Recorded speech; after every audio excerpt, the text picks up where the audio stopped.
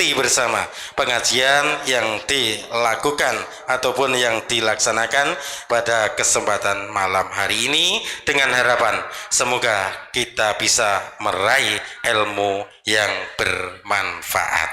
Amin ya robbal alamin. Maka untuk itu mari bersama-sama kita buka, kita awali pengajian pada malam hari ini dengan lafaz basmalah bersama-sama. Bismillahirrahmanirrahim. Baik para hadirin sekalian, untuk kesempatan malam hari ini mari kita ikuti bersama-sama pengajian yang akan disampaikan oleh Ustadz Badrus Salam dan Ustadz Muhammad Abduh Twasikal. Dan secara langsung waktu yang akan untuk memandu pengajian pada kesempatan malam hari ini akan diawali oleh beliau Ustadz Muhammad Abduh Twasikal. Kepada para hadirin selamat mengikuti, dan untuk kedua Ustadz ternama pada hari ini waktu dipersilahkan. Sumangga. Bismillahirrahmanirrahim. Assalamualaikum warahmatullahi wabarakatuh. Alhamdulillahi rabbil alamin. Wassalatu wassalamu ala ashrafil anbiya wal mursalin, nabiyina Muhammadin wa ala alihi wa man tabi'ahum bi ihsan ila yaumiddin. Allahumma inna nas'aluka ilman nafi'a wa rizqan thayyiba wa amalan mutaqabbala. Allahumma inna nas'aluka imanan la yartad wa na'iman la yanfad wa murafaqata Muhammad sallallahu alaihi wasallam fi a'la jannatil khuld. Segala puji kita panjatkan pada Allah dengan kita senantiasa mengucapkan alhamdulillah atas nikmat-nikmat Allah Subhanahu wa taala yang ada. Kemudian salawat serta salam semoga tercurah kepada junjungan kita semuanya, suri tauladan kita, nabi kita yang mulia, nabi kita Muhammad sallallahu alaihi wasallam. Malam hari ini tepatnya di tanggal 7 malam 7 Rabiul Akhir 1445 Hijriah, Sabtu 21 Oktober 2023. Alhamdulillah kita kedatangan kembali Ustadz Badrus Salam. Kulo hitung ini kali yang ketiga. Mudah-mudahan bisa hadir kembali nanti di tengah-tengah para jamaah semuanya. Dan alhamdulillah malam hari ini kembali kita bisa mengadakan kajian untuk mengumpulkan jamaah-jamaah yang ada di tahun 2023 ini ya. Dan alhamdulillah jamaah dari berbagai kecamatan turut hadir, begitu juga para santri dan para orang tua, wali murid, wali santri dari Pondok Pesantren Darus Sholihin juga turut hadir di kesempatan malam hari ini. Semoga semuanya dalam keadaan sehat walafiat. Dan kita mohon kepada Allah, ini hujan belum turun-turun. Gitu nggih? Ya, mudah-mudahan segera Allah karuniakan hujan yang penuh berkah.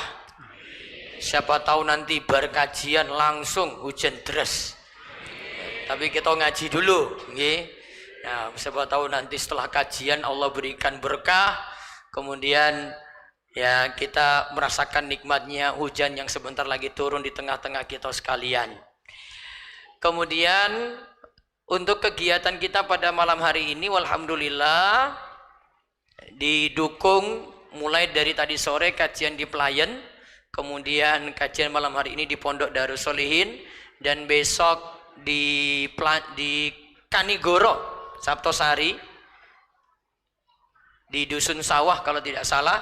Nanti ada juga kajian ini didukung oleh Biker Sunnah Indonesia dan juga dari Miftahul Jannah Semarang. Ya, mereka menyupport kegiatan kita pada kesempatan 2 hari ini. Kegiatan-kegiatan di sini disupport oleh saudara-saudara kita yang juga dibina oleh Ustadz Badrus Salam, sehingga kita bisa merasakan kebaikan-kebaikan yang kita peroleh di dalam 2 hari ini, yaitu hari Sabtu dan hari Ahad besok. Karena ada daurah atau pelajaran selama 2 hari ini di Pondok Darus Solihin sejak tadi ba'da subuh, dan akan berakhir insyaallah besok pagi ya, dengan para peserta itu akan satu kegiatan lagi besok pada subuh, ada pengawasan, terus setelah itu dilanjutkan dengan trekking. Apa trekking itu? Jalan-jalan ya ke Pantai Gesing untuk menikmati keadaan Gunung Kidul yang begitu istimewa. Ya, Gunung Kidul sekarang sudah maju nggih? Sudah. Jalan-jalannya sudah bagus. Bahkan mungkin jalan di Gunung Kidul lebih bagus daripada Bekasi, daripada Depok, ya. Lebih bagus ini. Nah, lebih bagus Ustaz Badru karena jalannya lebar-lebar saat ini. Walhamdulillah, ya. Dan tema malam hari ini apa? Laksana memegang bara api.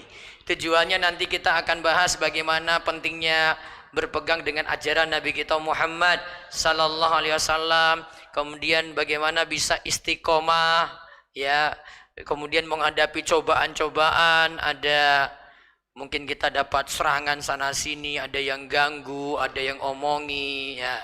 Nanti Ustadz Badru akan menyampaikan kiat-kiatnya ya, silahkan ambil ilmu, catat hal-hal yang penting. Begitu juga santri-santri yang turut hadir bisa mencatatnya. Ya, mudah-mudahan Allah beri taufik nanti kita semuanya bisa menyerap ilmu yang ada. Nanti setelah penyampaian materi ya, insya Allah ada tanya jawab. Ustaz, tanya jawab Ustaz. Ya, terserah ya. Nanti ada tanya jawab, silakan ada yang mau tulis bisa sampaikan tulisannya, nanti saya akan seleksi pertanyaan yang nanti akan diajukan pada Ustadz Badru. Ya, demikian. Tolong disimak dengan seksama ya sampai selesai. Sebelum ditutup doa kafaratul majelis belum boleh bubar. Karena nanti Ustadz mau bubar duluan ya. Karena beliau ada kepentingan setelah ini. Jadi jamaah tunggu dulu baru kemudian pulangnya belakangan. Gitu nggih? Setuju? Ibu-ibu setuju mboten? Awas kalau tak lihat bubar di luar ini. Baik, demikian ya, silakan disimak dengan seksama. Semoga kita semuanya meraih ilmu yang manfaat. Silakan Ustadz Badru untuk melanjutkan dengan materi. Tafadhal. Assalamualaikum warahmatullahi wabarakatuh. Waalaikumsalam warahmatullahi wabarakatuh. Innal hamdalillah nahmaduhu wa nasta'inuhu wa nastaghfiruh min shururi anfusina wa min sayyiati a'malina. Man yahdihillahu fala mudilla lahu wa man yudlil fala hadiya lahu. Wa asyhadu an la ilaha illallah wahdahu la syarika lahu wa asyhadu anna Muhammadan abduhu wa rasuluh. Qala Allah Ta'ala fi kitabihil karim, ya ayyuhalladzina amanu taqullaha haqqa tuqatih wa la tamutunna illa wa antum muslimun. Amma ba'd. Bapak dan Ibu sekalian, alhamdulillah kita bersyukur atas nikmat yang Allah berikan kepada kita di malam hari ini. Terutama Allah berikan kepada kita nikmat iman dan Islam, dan nikmat di atas sunnah Rasulullah sallallahu alaihi wasallam. Tentunya ibu-ibu dan bapak sekalian, berpegang kepada agama Allah, berpegang kepada sunnah Rasulullah sallallahu alaihi wasallam membutuhkan perjuangan. Karena menjalankan perintah-perintah Allah, menjalankan perintah Rasulullah seringkali mendapatkan rintangan. Rintangan berupa apa? Banyak. Rintangan yang berasal dari diri kita sendiri. Kita punya hawa nafsu, kita punya syahwat. Terkadang perintah Allah, perintah Rasulullah tidak sesuai dengan hawa nafsu dan syahwat kita. Rintangan terkadang dari mana? Dari manusia. Ada orang-orang yang nggak suka kalau kita berpegang kepada agama Allah. Ya. Apalagi orang-orang yang notabene non-muslim, orang-orang Yahudi dan Nasrani, Allah mengabarkan begitu dalam Al-Quran. Walan tardhu ankal yahudu walan nasara hatta tattabi'a millatahum. Dan surat Al-Baqarah ayat 120. Orang Yahudi, orang Nasrani tidak akan ridho sampai kamu mengikuti millah mereka. Makanya mereka akan berusaha bagaimana supaya umat Islam ini, Pak, Ibu, meninggalkan agamanya. Iya. Mereka ingin supaya kita umat Islam ini mengikuti gaya cara hidup mereka. Oleh karena itulah Bapak dan Ibu sekalian, Rasulullah SAW memang sudah mengabarkan, apalagi nanti ya, di akhir zaman. Dalam riwayat Tirmidzi, Rasulullah SAW bersabda, "Ya'ti 'alan nasi zamanun, asabiru fihi 'ala dinihi kal qabid 'alal jamr." Akan datang kepada manusia suatu zaman, orang yang bersabar memegang agamanya pada waktu itu seperti memegang bara api. Berat, panas.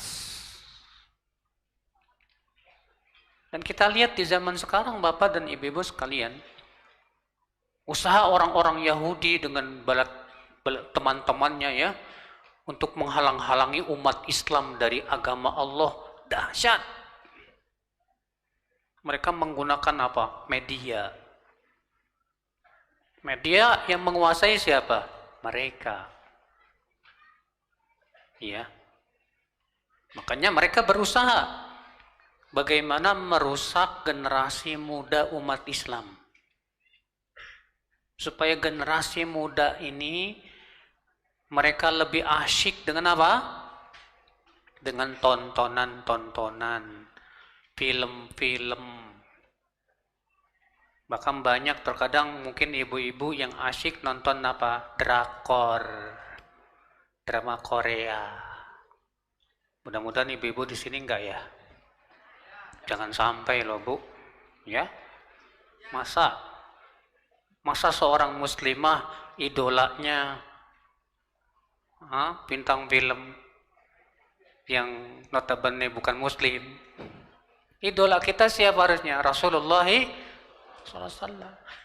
Idola kita itu harusnya orang-orang soleh, para ulama, ya, Bapak dan Ibu sekalian. Dan ternyata Bapak dan Ibu sekalian, usaha orang Yahudi dan Nasrani untuk merusak umat Islam ini banyak keberhasilan mereka. Dijauhkan anak-anak muda dari agama. LGBT disebarkan.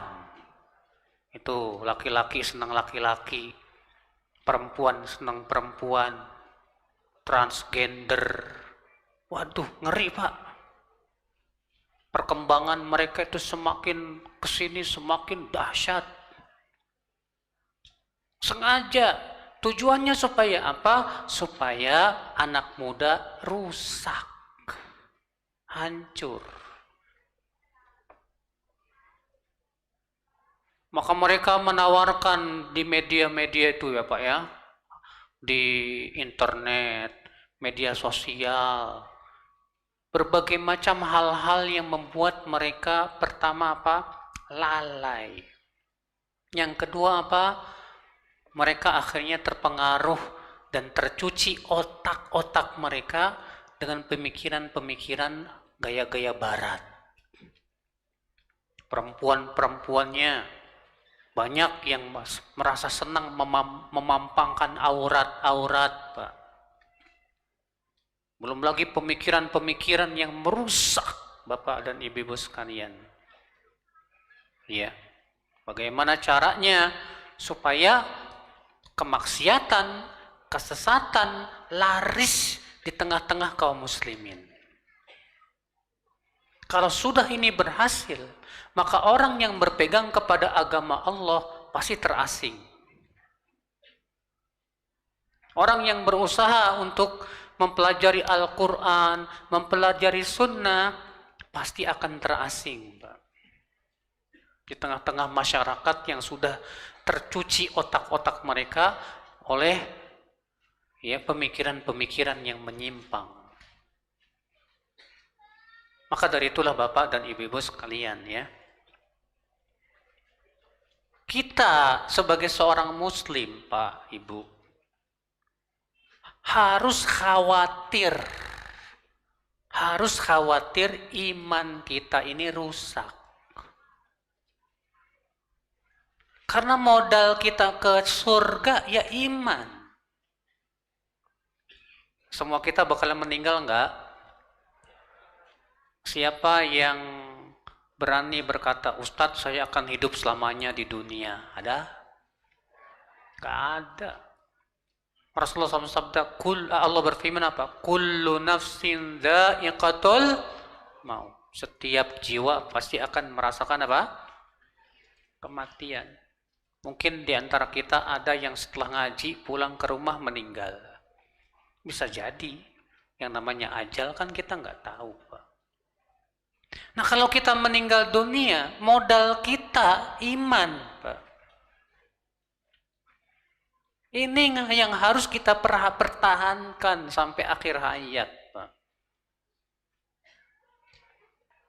Di kuburan, setiap kita akan ditanya oleh malaikat mungkar dan nakir. Pertanyaan Allah, yang waktu hidup di dunia dia kenal Allah. Dia mentauhidkan Allah. Dia tidak mempersekutukan Allah. Yang akan bisa menjawab nabiku Nabi Muhammad yang kenal Rasulullah, yang mengikuti sunnahnya. Nah, ini yang harus kita pertahankan, Bapak Ibu, sampai meninggal dunia. Jangan sampai lepas. Jangan sampai lepas, Bapak Ibu. Karena godaan-godaan dunia di zaman sekarang, Pak Ibu, mengerikan, Pak. Kita lihat ada orang yang tadinya alhamdulillah istiqomah, ngajinya rajin ya. Tahu-tahu sekarang mulai, Pak, sudah meninggalkan pengajian. Bahkan saya sedih ya ketika diceritakan kepada saya, Ustadz kenal enggak istrinya si Fulan yang sudah meninggal? Kenapa? Dulu kan dia pakai cadar, Ustadz. Jilbabnya jilbaber gitu. Jilbab ngeleber saking gedenya, Pak. Lama-lama, entah salah pergaulan atau gimana, Pak. Jilbabnya semakin pendek. Lama-lama, wallahu a'lam. Lepas. Ya Allah, ya Rabbi. Padahal kan hidayah itu mahal tidak, Pak Ibu? Mahal. Dia sia-siakan itu pemberian Allah yang luar biasa. Tidak disyukuri nikmat hidayah itu. Akhirnya diambil lagi sama Allah itu hidayah. Lalu bagaimana kalau seperti itu dia meninggal dunia? Menghadap Allah dengan membawa apa? Ini memang zaman luar biasa, Bapak Ibu. Syahwat mengelilingi kita. Syubuhat menyambar-nyambar pikiran kita. Seorang mukmin harus khawatir. Makanya disebutkan dalam riwayat Bukhari, Rasulullah SAW sabda apa? Kata Rasulullah SAW, yushiku an yakuna khairu malil muslim ghanaman yatba'u biha sya'afal jibal wa mawaqi'al qatar yafirru bidinihi minal fitan. Hampir-hampir sebaik-baik harta seorang muslim nanti, kambing yang ia pelihara di gunung dan di lembah, ia lari membawa agamanya dari fitnah. Tuh lihat, ia lari membawa agamanya dari fitnah. Dia takut agamanya rusak. Takut dia. Banyak Pak, Ibu, di zaman sekarang orang yang seakan-akan agama itu nggak punya nilai, Pak. Dia hanya melihat dunia itu kayaknya tuh yang paling hebat sudah. Segala-galanya. Akhirnya dia jual agamanya demi untuk mendapatkan sedikit kehidupan dunia.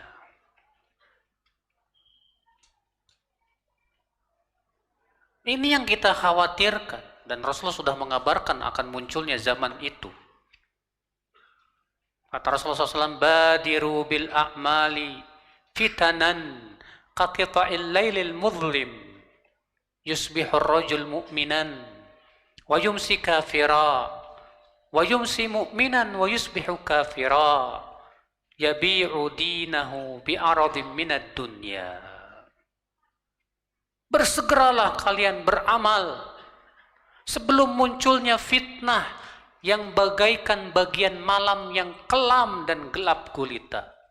Di waktu pagi masih beriman, di waktu sore sudah kafir.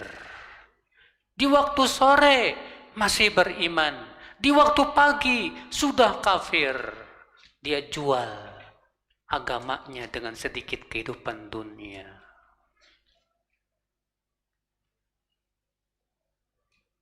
Ini Bapak dan Ibu sekalian, takut kita Pak, harus itu. Lalu bagaimana dong caranya Ustadz supaya kita bisa terus istiqomah sampai meninggal dunia? Ini yang harus kita betul-betul cari Bapak Ibu. Yang pertama Bapak Ibu, kalau kita ingin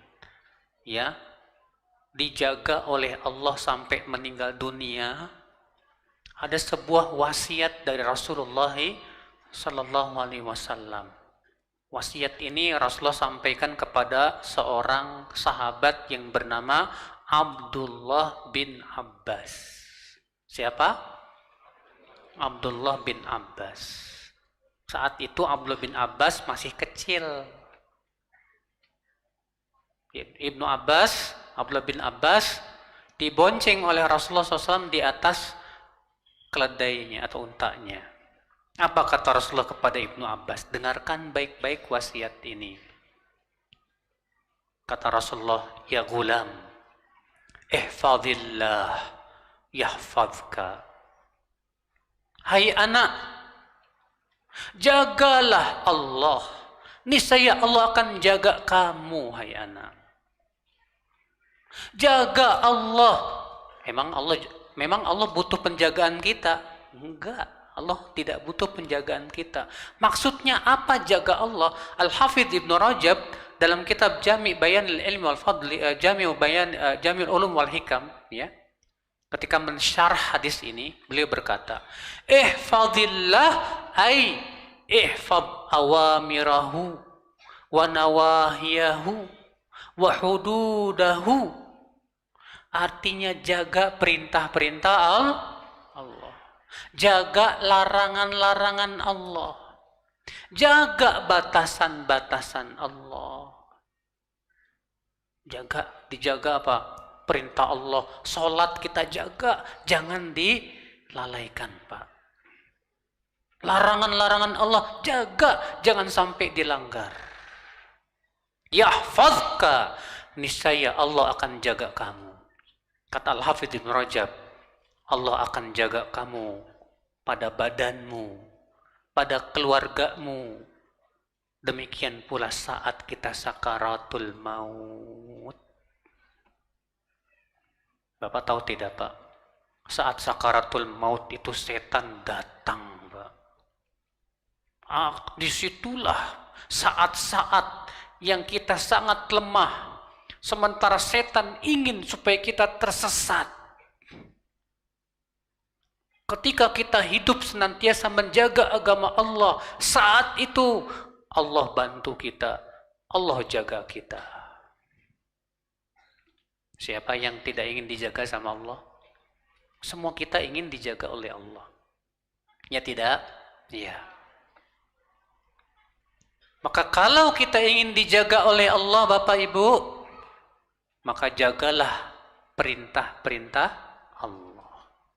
Jaga larangan-larangan Allah. Niscaya Allah akan jaga kita. Coba Bapak, Ibu, dalam kehidupan kita sehari-hari saja.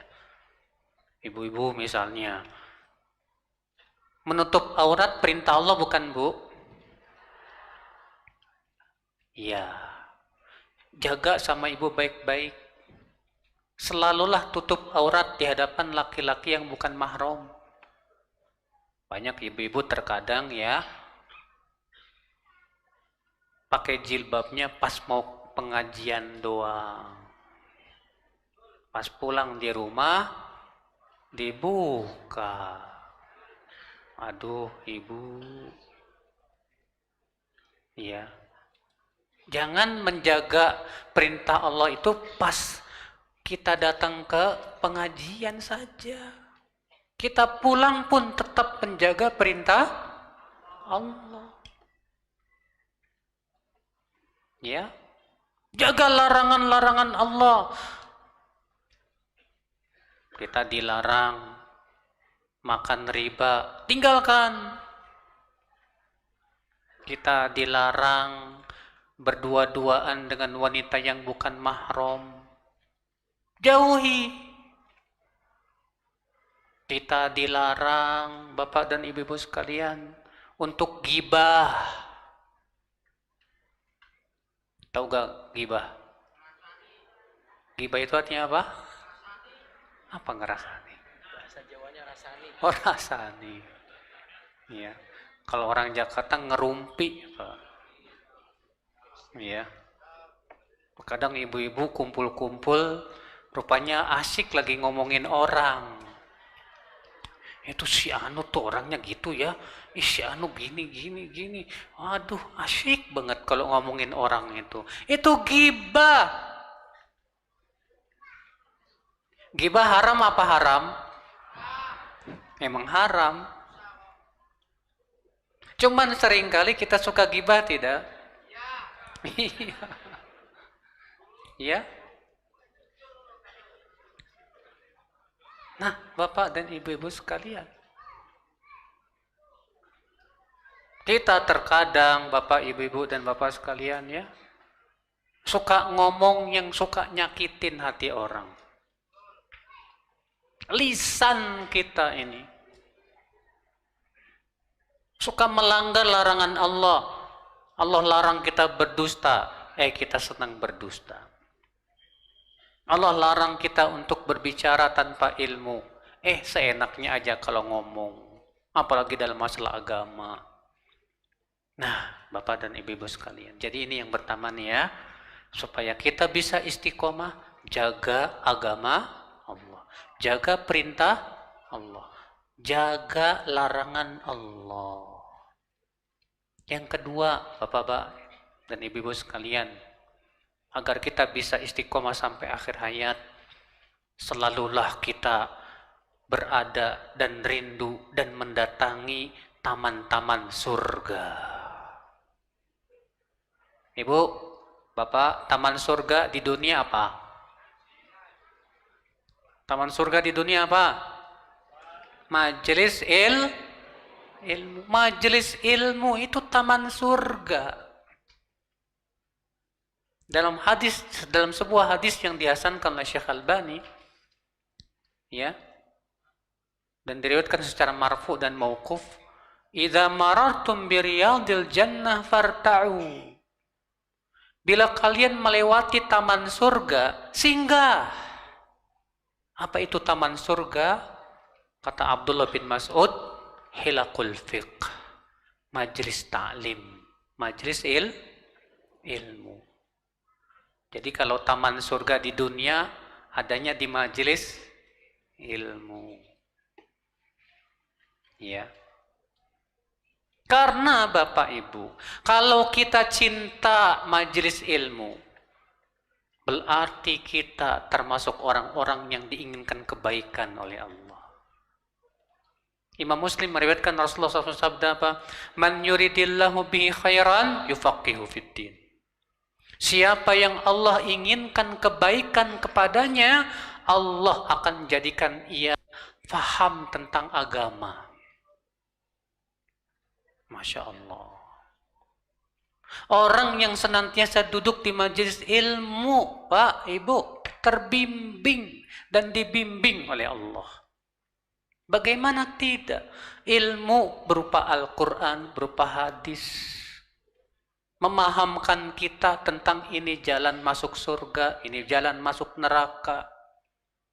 Memahamkan kita tentang ini halal, ini haram, ini benar, ini salah.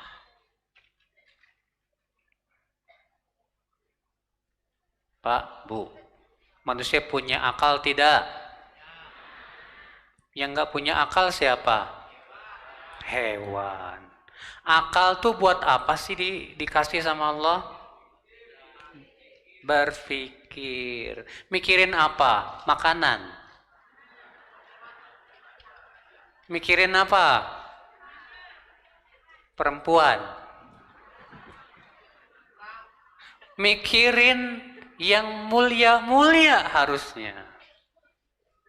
Ini akal Allah berikan kepada kita ini, Pak, Bu. Jangan dipakai untuk yang rendah-rendah. Pakai buat yang mulia. Yang mulia seperti apa? Ilmu. Memahami Al-Quran mulia banget tuh. Pakai akal kita untuk memahami Al-Quran. Pakai akal kita untuk memahami hadis. Kalau akal kita dipakainya cuma mikirin seputar kemaluan sama perut aja, aduh, sayang banget, Pak. Bapak tahu tidak? Ketika Allah hendak menciptakan Nabi Adam, para malaikat berkata apa? Wa idz qala rabbuka lil malaikati inni ja'ilun fil ardi khalifah. Ingatlah ketika Tuhanmu berkata kepada malaikat, sesungguhnya aku akan menciptakan khalifah. Apa kata malaikat? Qalu ataj'alu fiha man yufsidu fiha wa yasfiku dima. Nahnu nusabbihu bihamdika wa nuqaddisu lak. Mereka berkata, ya Allah, apakah engkau hendak menjadikan di muka bumi orang-orang yang akan saling menumpahkan darah dan berbuat kerusakan, sementara kami senantiasa bertasbih memujimu, ya Allah. Allah berfirman apa, Pak? Qala inni a'lamu ma la ta'lamun. Aku tahu apa yang kamu tidak tahu. Maka Allah ingin memperlihatkan apa hikmah Allah menciptakan Nabi Adam. Wa 'allama Adamal asma'a kullaha thumma 'aradahum 'alal malaikah. Faqala anbi'uni bi asma'i haula in kuntum shadiqin. Dan Allah pun mengajarkan kepada Nabi Adam seluruh nama. Lalu Allah menampakkan kepada malaikat, lalu Allah berfirman, beritahu kepadaku nama-nama itu semuanya, jika kamu orang-orang yang benar. Maka tampaklah kepada malaikat, ternyata Allah ciptakan Nabi Adam untuk ilmu. Apa kata malaikat? Qalu subhanak, la ilma lana illa ma 'allamtana. Maha suci Engkau ya Allah, kami tidak punya ilmu kecuali yang Engkau ajarkan kepada kami. Rupanya Pak, Ibu, hikmah Allah menciptakan Nabi Adam itu untuk ilmu. Manusia Allah ajarkan ilmu. Dan Allah ciptakan manusia memang untuk ilmu. Kalau masalah kuat-kuatan badan, binatang lebih kuat dari kita. Ya enggak? Ya. Binatang ada gajah, ada beruang, harimau. Mereka kekuatannya lebih dari kita, Pak. Ya enggak? Kalau masalah jima bersetubuh, ayam jago lebih kuat dari kita. Ayam jago satu hari bisa ratusan kali kawin. Manusia itu paling lemah dari sisi fisik dibandingkan binatang. Tapi manusia dibekali oleh Allah sesuatu yang tidak dimiliki oleh binatang. Apa itu? Akal untuk menuntut ilmu. Maka gunakan akal kita untuk menuntut ilmu, Pak. Di sini alhamdulillah ada Ustadz Muhammad Abdu. Gali ilmu dari beliau. Supaya kita selamat sampai dan kita bisa istiqomah sampai meninggal dunia. Kalau kita tidak menuntut ilmu, kita bakalan jadi orang bodoh.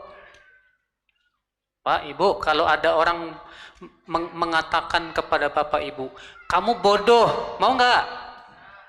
Nggak mau kan? Kalau nggak mau disebut bodoh, terus ngapain dong? Ya nuntut ilmu harusnya.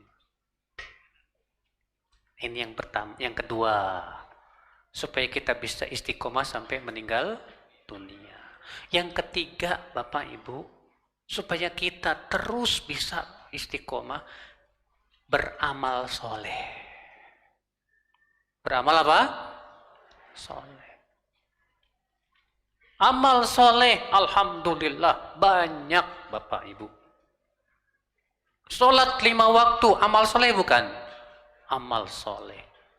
Tapi kenapa banyak orang yang begitu beratnya ya? Mau sholat berat banget. Udah dipanggil di masjid, hayya 'alas shalah. Males. Dipanggil supaya dapat pahala, dipanggil ke surga. Males. Hayya 'alal falah. Mari kepada keberuntungan. Males. Tahu-tahu ada pengumuman di masjid. Bapak dan ibu-ibu, setelah sholat ada pembagian duit per orang 2 juta. Yang benar ini. Wah, langsung semangat, Pak. Ya Allah. Ternyata lebih semangat sama duit daripada semangat ke sama pahala. Gimana kita bisa mau masuk surga kalau seperti itu caranya, Pak? Harusnya kita orang beriman lebih semangat kepada pahala akhirat daripada pahala dunia. Pahala dunia 2 juta, paling berapa hari selesai habis. Tapi kalau pahala akhirat kekal di dalam surga selama-lamanya, abadal abidin. Nah, Bapak dan Ibu sekalian ya, beramal soleh kita. Jaga sholat 5 waktu. Jangan sia-siakan. Ketika datang bulan Ramadan, jaga puasa Ramadan kita. Ketika Allah berikan kepada Bapak dan Ibu rezeki untuk haji, haji segera. Jangan ditunda-tunda.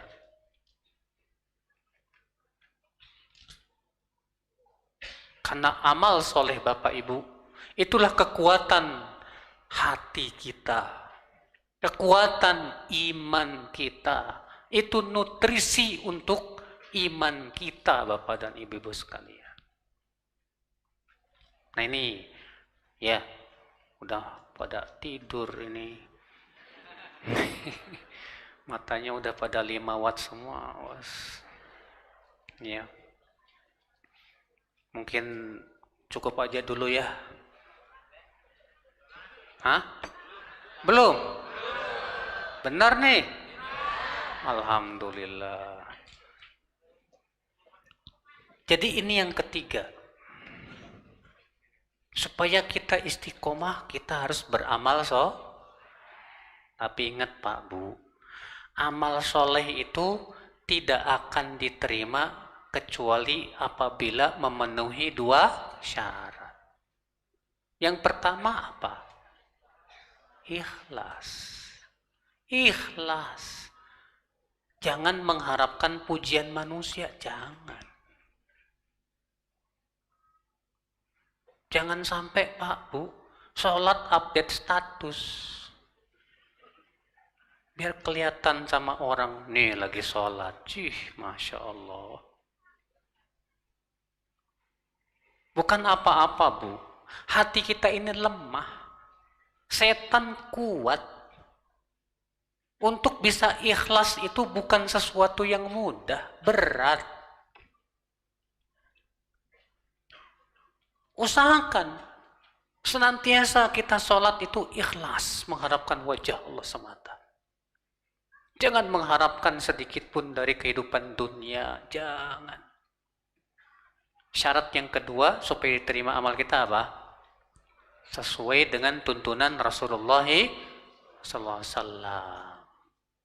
Kalau nggak sesuai dengan tuntunan Rasulullah, tidak akan diterima. Tidak akan diterima. Bapak, Ibu. Ini yang ketiga, beramal saleh. Yang keempat, supaya kita bisa istiqomah Bapak, Ibu, senantiasa meminta kepada Allah, berdoa. Ada sebuah doa yang diajarkan oleh Rasulullah SAW. Rasulullah berdoa, Ya muqallibal qulub, Tsabbit qulubana ala dinika. Hafal enggak? Ya muqallibal qulub, Tsabbit qulubana ala dinika. Wahai yang membolak-balikan hati, kuatkan hati kami di atas agamamu, ya Allah. Ini permintaan Rasulullah. Doa yang diajarkan Rasulullah kepada kita. Jangan lupa untuk senantiasa kita ucapkan, Pak. Karena Allah yang membolak-balikan hati. Maka kokohkan terus di atas agamanya sampai kita meninggal dunia. Baik, kita buka tanya jawab. Silakan, Ustaz. Baik. Silakan jika ada yang mau bertanya, monggo. Lewat kertas maupun langsung. Ada mic? Ada yang mau bertanya langsung, silakan. Ibu-ibu juga boleh. Ayo. Bebas. Dari radio ada? Mana? Siapa yang nanya? Oh, Pak Barjo. Mic. Ini orang pintar ngomong ini. Mas Adit.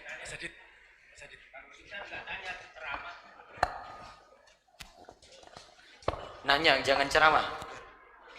Assalamualaikum warahmatullahi wabarakatuh. Waalaikumsalam warahmatullahi wabarakatuh. Pada beliau Ustadz Abduh dan Ustadz Badrun yang saya hormati, yang ingin saya tanyakan hanya satu hal. Seseorang ataupun saya sendiri ini setiap ibadah apapun, baik itu wajib ataupun sunnah, kadang-kadang timbul rasa was-was. Jangan-jangan tidak diterima, jangan-jangan tidak terima. Ini karena betul ataupun itu timbul dari hati ataupun itu gangguan setan. Terima kasih. Assalamualaikum warahmatullahi wabarakatuh. Tentang was-was Ustaz, kadang diterima, kadang enggak. Itu keadaan seperti ini bagus atau tidak Ustaz? Fadhol Ustaz. Terkadang bagus, terkadang tidak.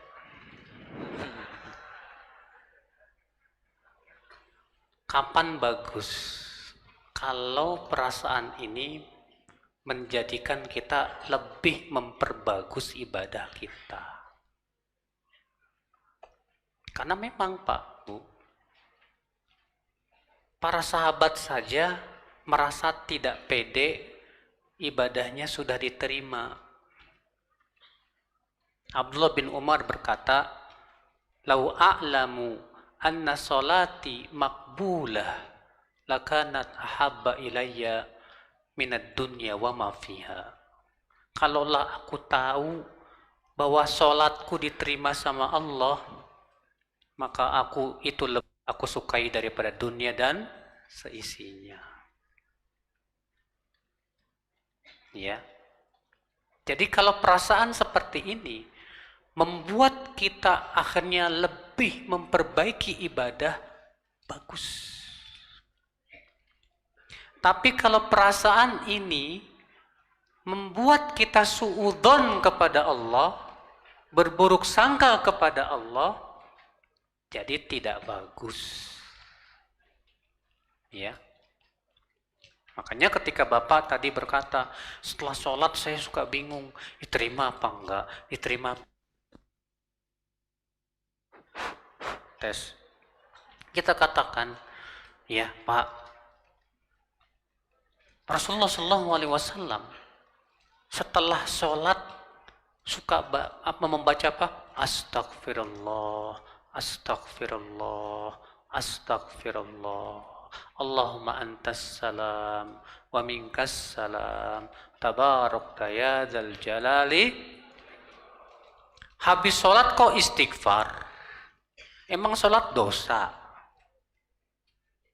Kenapa habis sholat istighfar, Pak?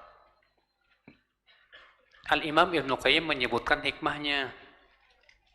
Hikmahnya adalah untuk menutupi kekurangan-kekurangan yang ada dalam sholat. Terkadang kita sholat mikir kemana-mana, tidak khusyuk. Maka kita istighfar, minta ampun kepada Allah atas segala kekurangan yang ada dalam sholat kita. Yang kedua, sudah saya sebutkan tadi, syarat diterima amal dua, ikhlas dan sesuai dengan tuntunan Rasulullah. Nah, ketika Bapak was-was, coba Bapak introspeksi. Saya tadi ikhlas nggak? Yang kedua, sholat yang saya lakukan tadi sesuai dengan tuntunan Rasulullah nggak? Kalau bisa dipastikan, alhamdulillah saya ikhlas. Insya Allah ini sesuai dengan tuntunan Rasulullah. Insya Allah terima, Pak. Kita husnudzon kepada Allah. Tapi, ada tapinya. Jangan sampai menimbulkan ujub. Habis beramal, wah, saya kayaknya sudah jadi wali nih. Udah wali 10. Jadi akhirnya kita merasa, wah. Pak, Ibu tahu nggak, Pak? Kenal Imam Syafi'i nggak? Pernah mendengar Imam Syafi'i? Siapa yang tidak kenal Imam Syafi'i?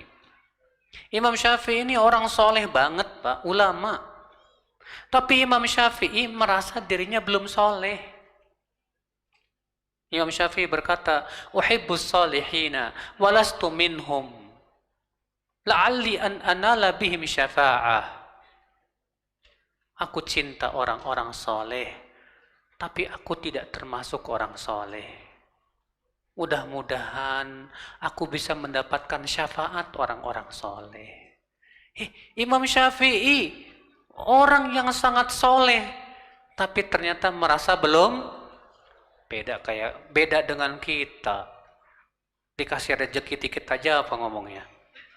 Lumayan rezeki anak soleh. Udah ngaku anak soleh aja. Ya. Nah, ini perasaan seperti ini jangan pernah kita sudah merasa apa? Sudah soleh. Baru sedikit amal aja seakan-akan derajat kita kayaknya udah tinggi banget. Jangan. Ya, demikian. Allahu a'lam. Baik. Ustaz, ada pertanyaan kaitan dengan materi juga. Bagaimana caranya istiqomah terkhusus di zaman penuh godaan seperti saat ini, Ustaz? Karena zaman sekarang ini penuh dengan godaan yang lebih besar. Ada kiat tambahan selain tadi Ustadz khusus untuk zaman ini? Godaan itu biasanya ada sumbernya, Mas. Godaannya berupa apa? HP. Iya, HP. Di dalam HP bisa melanglang buana. Dengan HP bisa melihat semuanya. Ini yang paling berat, Pak. Godaan zaman sekarang ini apa? HP, handphone. Siapa Bapak yang tidak punya handphone? Ngacung. Ada yang nggak punya? Mantap, Pak. Hebat, Pak. Selamat, Pak. Kalau Bapak nggak punya HP, selamat. Selamat dari fitnah HP. Benar, Pak. HP itu fitnahnya dahsyat loh, Pak. Benar. Sampai orang sama pakai HP kemana-mana, HP, TikTokan, bahkan ibu-ibu pakai jilbab joget-jogetan. Kau Ustadz tahu? Dikasih tahu. Bukan saya yang nonton, Pak. Tes. Ini, Pak. Tes. Jadi godaan yang paling berat di zaman sekarang itu HP, handphone. Bener, Pak. Rusaknya pemikiran kita gara-gara nonton HP. Rusaknya iman kita gara-gara nonton di HP. Habisnya waktu kita nggak ada manfaatnya gara-gara HP. Main WhatsApp sampai jam-jaman. Buka YouTube sampai gak tahu waktu, ya. La haula wala quwata illa billah. Makanya Bapak tadi yang gak punya HP, saya bilang selamat, Pak. Selamat, benar, Pak. Selamat dari fitnah HP, ya.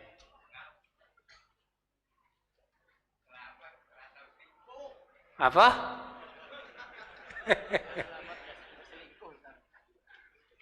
Iya, banyak yang selingkuh gara-gara HP nggak? Banyak. Jangankan yang awam, yang udah pejenggot ngaji aja gara-gara HP selingkuh. Bener. Akhwat yang pakai cadar saja gara-gara HP bisa selingkuh. Betul. Gara-gara HP.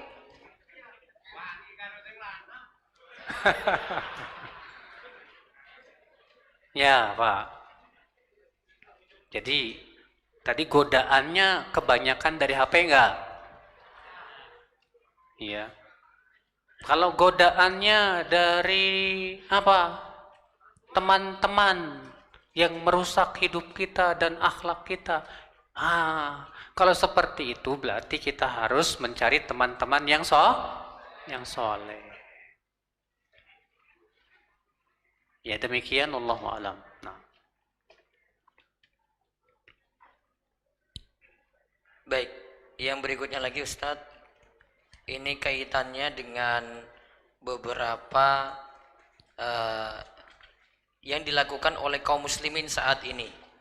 Boleh atau tidak merayakan ulang tahun, bagaimana pandangan menurut syariat Islam? Pak, ketika tanggal kelahiran Bapak datang, itu artinya kematian Bapak tambah dekat. Ya enggak? Misal, kalau Bapak umurnya Allah takdirkan cuma 50 tahun. Sekarang Bapak umurnya 45 tahun. Berarti tinggal berapa? Terus bapak seneng, selamat ulang tahun, 5 tahun lagi mati. La ilaha illallah.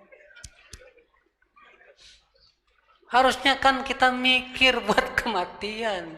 Gimana kalau ternyata umurnya tinggal setahun lagi, Pak? Ngapain kita rayakan? Itu bukan kebiasaan kaum muslimin. Itu diambil dari orang-orang Nasrani. Itu bukan kebiasaan kita umat Islam. Justru semakin bertambah umur, harusnya kita semakin ingat kematian. Seharusnya kita lebih banyak beramal soleh. Semakin bertakarub kepada Allah. Ya. Nah ini Pak, Ibu, yang muda juga jangan pernah merasa, saya masih muda kok. Insya Allah saya taubatnya nanti aja udah tua. Emang ajal melihat yang tua? Enggak. Saya punya ponakan umur 32 tahun meninggal. Siapa yang menjamin ajal kita? Nah Bapak, Ibu, demikian ya. Nah. Baik, Ustaz, apakah kalau kita melakukan ibadah yang tidak sesuai tuntunan, berarti kita telah bermaksiat kepada Allah Subhanahu wa Ta'ala? Mohon jawabannya. Allah menyuruh kita menaati Rasul tidak? Ya. Allah menyuruh kita untuk menaati Rasul tidak? Ya. Menaati Rasulullah dalam apa? Dalam ibadah dan dalam tata cara ibadah. Allah ingin diibadahi sesuai dengan yang Allah cintai dan ridhai, bukan sesuai dengan selera-selera kita. Maka kalau ada orang bikin ibadah baru, itu namanya tidak mau mengikuti perintah Allah. Wa ati'ullaha wa ati'ur rasul. Taati Allah, taati Rasul. Rasulullah bersabda, "Shallu kama ra'aitumuni usolli." Salatlah kalian seperti kalian melihat aku salat. Kita bikin cara salat sendiri. Berarti kita tidak memenuhi perintah Rasul. Maka orang yang bikin-bikin ibadah yang tidak sesuai dengan tuntunan Rasul, sama saja dia berkata apa? Saya lebih tahu dari Rasulullah. Masya Allah.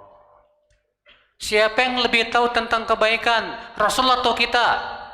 Tentu Rasulullah, Pak. Kewajiban kita hanyalah mengikuti Rasulullah. Jangan mendahului Rasulullah. Yang namanya ngikutin di depan apa di belakang?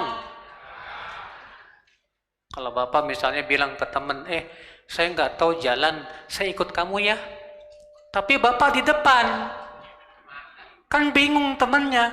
Ini orang mau ngikut apa ngajarin gitu loh. Kita ngikut Rasul. Kalau kita ngikut itu di belakang. Rasul ke kanan, kita ke kanan. Rasul ke kiri, kita ke kiri. Rasul berhenti, kita berhenti. Rasulullah lakukan, kita lakukan. Rasulullah tidak lakukan, jangan dilakukan. Begitu caranya mengikuti Rasul. Adapun kita bikin-bikin ibadah baru, itu namanya seakan kita lebih pinter dari Rasulullah SAW. Nah, begitu Pak. Baik, Ustadz, ini kaitannya dengan kebiasaan warga. Di sini warga pada beternak kambing. Ada yang punya kambing? Banyak, ya. Apabila seorang berniat beternak kambing karena ingin mencontohi Nabi kita Muhammad sallallahu alaihi wasallam, apakah bisa dihitung sebagai pahala sunnah Nabi? Kalau niatnya memang mengikuti, kita dapat niat pahala dari niat tersebut. Karena Rasulullah SAW memang menganjurkan umatnya untuk memelihara kambing. Rasulullah bersabda, ittakhidul ghanam fa innaha barokah. Ambillah kambing karena ia binatang yang barokah. Tuh, kambing itu binatang berkah kata Rasulullah. Ya Pak ya. Bahkan dalam hadis yang lain Rasulullah bersabda apa? Fa innaha min dawabil jannah. Karena kambing itu termasuk hewan surga. Ternyata kambing hewan Surga. Makanya bapak-bapak yang berjenggot terus disebut kayak kambing, jangan marah. Harusnya bapak senang. Iya dong, karena kambing itu hewan surga. Alhamdulillah. Gak usah marah. Ya. Bahkan Rasulullah menganjurkan kita sholat di kandang kambing. Kata Rasulullah, sallu fi marabidil ghanam. Sholatlah di kandang-kandang kambing. Siapa yang pernah sholat di kandang kambing? Nggak ada kan? Saya juga nggak pernah Pak. Nggak punya kandang kambing soalnya. Iya. Kalau di kota susah Pak buat melihara kambing. Tetangga bisa marah-marah Pak. Tiap malam nggak usah. Ya kalau di sini enak, mesti banyak kebun dan yang lainnya, masya Allah. Nah ini Pak, jadi bagus Pak melihara kambing itu memang dianjurkan oleh Rasulullah Sallallahu Alaihi Wasallam. Baik, satu lagi Ustadz, masih kaitannya tadi disinggung tentang jenggot. Ini banyak yang berjenggot nih ya. Bagaimana kiat-kiat bersabar karena ketika ada yang berjenggot, celana di atas mata kaki atau berhijab syar'i, terus ada yang mengejek Ustadz. Apakah boleh menjalankan sunnah biar, ini nyambung ke pertanyaan kedua, apakah boleh menjalankan sunnah biar menjauhkan, membentengi dari maksiat-maksiat? Soalnya kalau dia itu berjenggot, untuk dia berbuat maksiat akan malu, atau misalnya pakai jilbab dia akan malu dengan pakaiannya tadi. Apakah boleh menjalankan sunnah karena niatan untuk malu dalam melakukan maksiat? Jadi yang pertama kiat-kiat sabar Ustadz dengan penampilan syar'inya tadi. Yang kedua, apakah boleh menjalankan sunnah, menjalankan ajaran Nabi ya agar bisa menjauhkan diri dari maksiat? Bapak tahu tidak Pak, orang barat saja telanjang-telanjang cuek aja itu Pak. Udah, padahal banyak orang yang mengecam, menjelek-jelekan, istiqomah di atas maksiat. Aduh, masa kita di atas sunnah nggak bisa istiqomah? Kalau mereka saja kokoh di atas maksiat, harusnya kita kokoh di atas taat dong. Orang mau nyebut kita gimana, bodoh amat. Yang penting ini kita menjalankan sunnah Rasul. Jangan suka mendengar kata orang gimana. Ada sebuah perkataan seorang ulama, saya lupa namanya. Kata ulama ini, Ibnu Qayyim. Kijang itu larinya lebih cepat daripada anjing, Pak. Nah, ketika kijang dikejar anjing, kelemahannya kijang apa? Kalau dia nengok ke belakang, ngeliat anjing, dia langsung lemas. Akhirnya kijang bisa mengejarnya dan memakannya. Sama juga dengan kita. Kita lagi berjalan di atas sunnah, terus nengok orang-orang yang menjelek-jelekan. Kita yang jadi lemes. Salah, cuekin. Jalan terus kita di atas sunnah. Di atas perintah Allah Subhanahu wa ta'ala. Gak usah kita pikirkan orang mau ngomong apa, itu tanggung jawab dia nanti di hari kiamat. Ini yang pertama. Yang kedua, boleh enggak berjenggot melaksanakan sunnah supaya kita malu? Boleh banget. Supaya tercegah kita dari maksiat. Kita merasa malu dengan jenggot kita, merasa malu dengan peci kita, merasa malu dengan pakaian syar'i kita. Masa saya berbuat maksiat? Maka seperti ini bagus. Memang kenapa kita disuruh untuk memelihara syiar-syiar Islam pada diri kita? Di antara maksudnya, tujuannya supaya lebih terpelihara dari maksiat. Ya. Nah, demikian Allahu a'lam. Baik Ustaz, terakhir Ustaz. Ini tentang mendidik anak perempuan. Tadi kayaknya terakhir. Oh iya. Ini baru masuk Ustaz. Ini tanggung jawab Ustaz. Mumpung Ustaz, ini terakhir. Ya, nggak ada lagi ya. Bagaimana cara mendidik anak perempuan Ustaz? Sudah menikah, agar si anak perempuan ini bisa taat kepada suaminya. Sadar bahwa suaminya adalah pintu surga untuknya. Monggo Ustaz. Biasanya anak perempuan tuh nggak jauh dari ibunya. Kalau ibunya suka melototin suaminya, anak perempuannya sama. Kalau ibunya suka cerewet sama suami, biasanya anak perempuannya sama.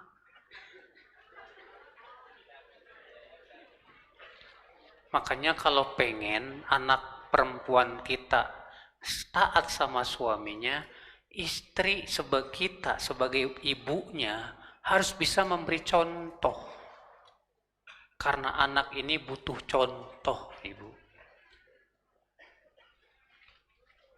Ya, pepatah mengatakan buah tidak akan jauh dari apa? Pohonnya. Kecuali kalau pas jatuh lewat truk kebawa ke Lampung. Ya. Makanya berarti istri sebagai ibunya itu yang harus bisa mencontohkan bagaimana menjadi istri yang solehat. Karena sebatas dinasehatin tidak akan mengerti kalau tidak melihat praktek. Makanya praktek itu lebih kuat ya di otak dia daripada sebatas kita memberikan apa? Nasihat-nasihat. Berarti bapak sebagai seorang suami berusaha untuk memahamkan kepada istrinya. Nah, kita pengen anak kita ini solehat, baik sama suaminya. Berikan contoh yang baik. Nah, demikian. Allahu a'lam. Walhamdulillah, selesai. Nggak ada lagi ya? Pak Gun nggak ada ya? Baik, cukup. Makasih Ustadz Badru atas waktu. Jamaah nggak boleh gerak dulu. Kokam tolong bereskan ibu-ibu di bawah itu, biar nggak gerak. Ya, ibu-ibu tadi nasihat terakhir dari Ustadz Badru, pokoknya harus manut sama sinten Bu? Suami. Ingat, biar beri contoh kepada anak perempuannya, sehingga nanti anak perempuan juga bisa tertular kebaikan, taat kepada suaminya. Karena taat pada suami jalan menuju surga tadi. Baik, demikian. Walhamdulillah, kita mengucapkan terima kasih pada Ustadz Badru. Jamaah harap jangan bergerak dulu, Ustadz keluar duluan, karena beliau ada kegiatan setelah ini. Semoga Allah membimbing kita semua dalam kebaikan, dan kita doakan beliau terus istiqomah, diberkahi ilmu beliau, umur beliau, dan juga keluarga beliau, dan juga kegiatan di sini bisa terus Allah jaga dalam kebaikan. Dan semoga jamaah semua Allah berkahi rezeki, panjang umur, juga diberkahi dengan diturunkan hujan dengan segera, dan Allah angkat kesulitan-kesulitan kita yang ada. Baik, kita tutup dengan doa kafaratul majlis. Semoga subhanakallahumma bihamdika asyhadu an la ilaha illa anta astaghfiruka wa atubu ilaik. Assalamualaikum warahmatullahi wabarakatuh. Jamaah diam dulu, diam. Kokam jaga di bawah kokam. Ya, para hadirin sekalian, demikian pengajian pada kesempatan malam hari ini. Kami mohon dengan sangat untuk jamaah semuanya jangan beranjak dari tempat duduk Anda. karena beliau Ustadz akan turun dari podium, jangan ada yang menghalang-halangi. Dan satu buah informasi kami tujukan kepada para jamaah sepuh yang biasa melakukan pengajian di Darussolihin bersama Ustadz Muhammad Abduh Tuasikal, kami mohon untuk diam di tempat Anda. Nanti akan ada satu pembahasan yang akan disampaikan untuk penjenengan semua, dan jangan khawatir untuk kepulangan, nanti pulang akan diantarkan oleh armada dari DS, khususnya yang biasa menjalankan pengajian ibu-ibu sepuh di Darussolihin pada malam Ahad. Baik, para hadirin sekalian, mari bersama-sama kita akhiri pengajian pada kesempatan malam hari ini dengan harapan semoga kita senantiasa mendapatkan ilmu yang bermanfaat. Kita tutup pengajian pada malam hari ini dengan lafal hamdalah bersama-sama. Alhamdulillahirabbil alamin. Kurang lebih mohon maaf kami seluruh kerabat kerja pesantren Darussolihin, santriwan, santriwati, juga ustadzah mengucapkan selamat malam, selamat jalan, semoga perjalanan Anda dicatat dalam ibadah oleh Allah Subhanahu wa taala. Dan mohon maaf atas segala kekurangan. Wabillahi taufiq wal hidayah. Assalamualaikum warahmatullahi wabarakatuh.